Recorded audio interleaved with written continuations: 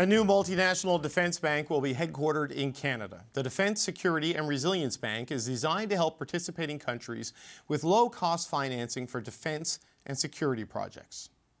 And it's a testament to Canada's reputation, Canada's commitment, Canada's financial expertise, and our sense of innovation and partnership that we work with other countries. So it's the first step. There's more to be done. This will unfold over certainly months and I would say over quarters in terms of process to move forward, but it's a very welcome development.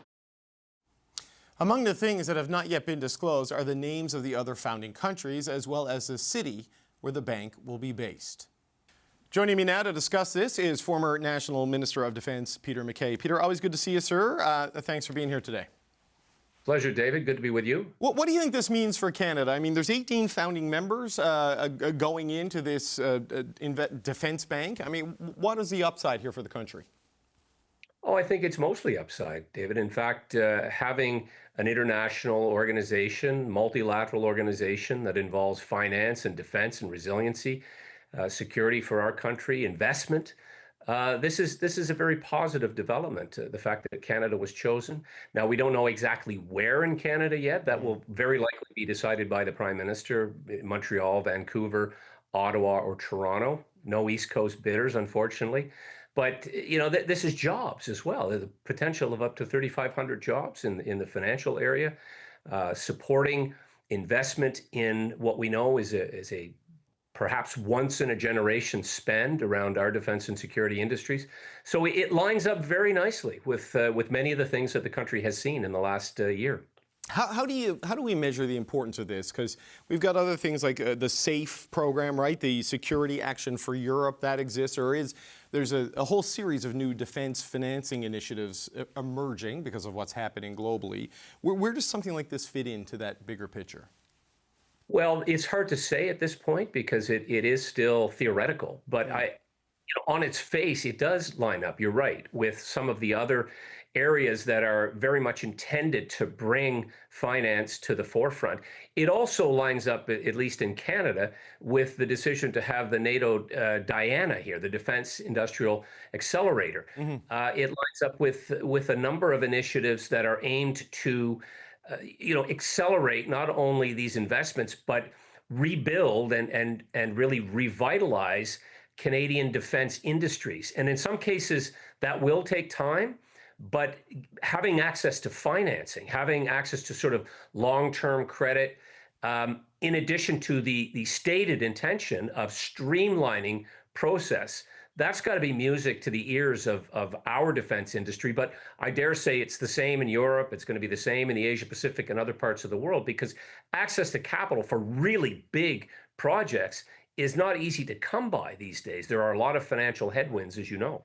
Yeah, but you know, it's 18 countries. I think the goal is that it eventually grows to include all NATO and like-minded countries like South Korea, Japan, and others. But at least at this stage, you know, Britain is not getting in, Germany's not getting in. They're looking at other options with Finland, which I assume means they are not getting in on this. I mean, what do we take from that NATO allies, like-minded countries, and big defense players like the United Kingdom are not going to be part of this?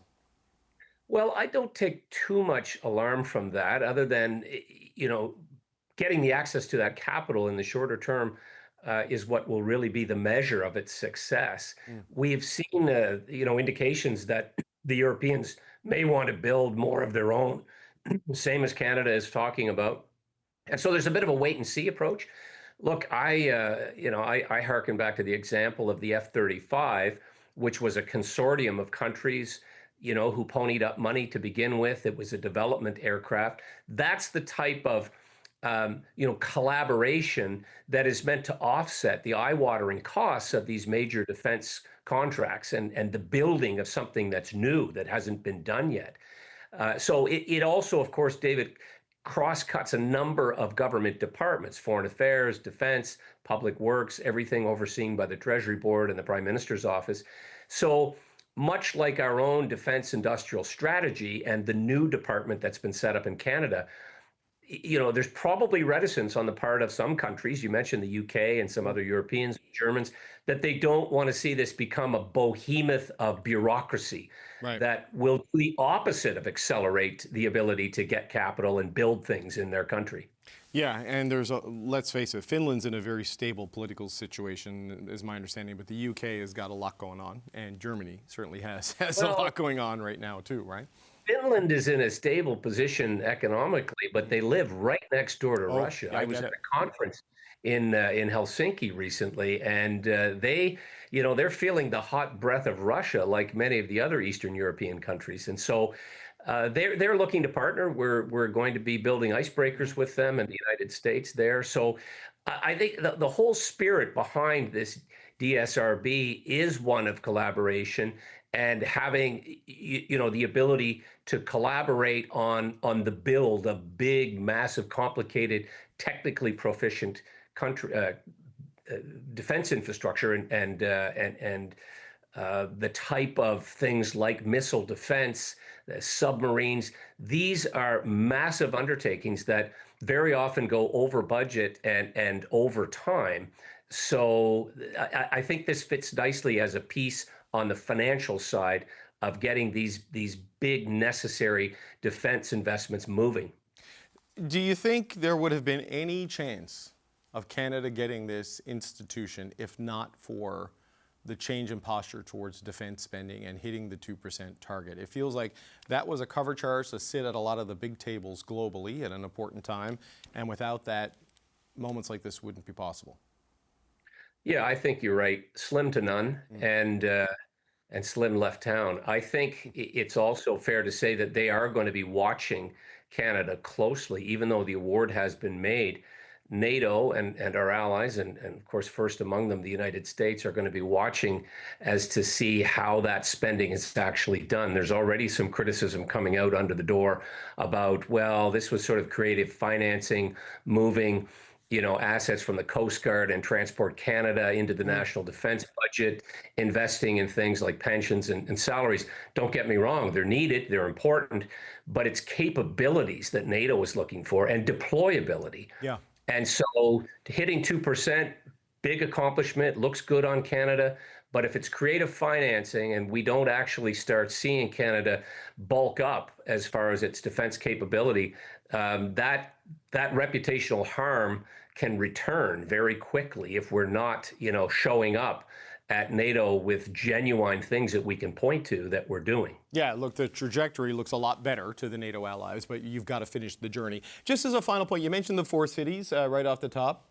Where do you think this goes? Where do you think it should go? Because there is a little bit of a mayoral Hunger Games happening for this.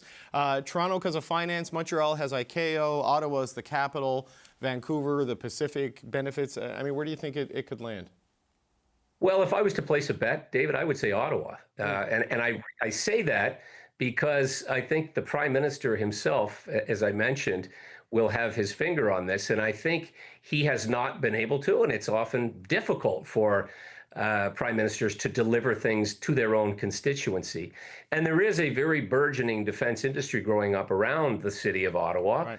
And banking, et cetera. The 4 big banks will be watching this closely, other financial institutes. I would not be surprised if it lands in Ottawa, although you're right, the big mayors and municipalities are going to be pushing hard to bring this home. Everybody wants to deliver something like this, especially when it comes to jobs. Well, if it ends up in Nepean, we'll know the Prime Minister probably had a direct role in the location, and that be an issue. Peter MacKay, I tease about that. But Peter MacKay, always appreciate the time. Thanks for being here today, sir. Thank you, David. Cheers.